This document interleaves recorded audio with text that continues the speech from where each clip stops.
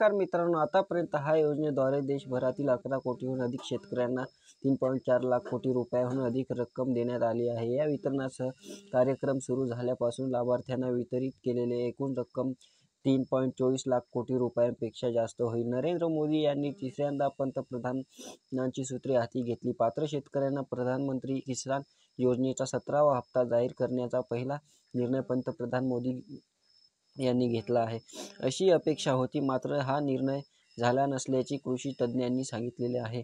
17व्या हप्त्याचा फायदा देशातील 9.3 कोटी शेतकऱ्यांना होणार आहे। या हप्त्याद्वारे सुमारे 20,000 कोटी रुपये वितरित केले जातील। तथापि हा निर्णय जाहीर करण्यापूर्वी अर्थमंत्र्यांनी केंद्रीय अर्थसंकल्पात विनंती केली आहे की पीएम किसान हप्त्याची रक्कम सध्याच्या 6,000 रुपयांऐवजी 8,000 रुपये प्रतिवर्ष केली जावी। 2024च्या अर्थसंकल्पात त्यांनी डीबीटी आणि कृषी संशोधनासाठी अतिरिक्त निधीद्वारे थेट शेतकऱ्यांच्या सर्व अनुदाने घ्यावीत, अशी मागणीही कृषी तज्ज्ञांनी केली आहे। अतिरिक्त बजेट दस्तावेजानुसार सरकारने 2024 ते 25 या आर्थिक वर्षासाठी कृषी मंत्रालयाला 1.27 लाख कोटी रुपयांचे बजेट दिले आहे। हा निधी अपुरा असल्याचेही कृषी तज्ज्ञांनी अर्थमंत्री निर्मला सीतारामन यांना सांगितले आहे।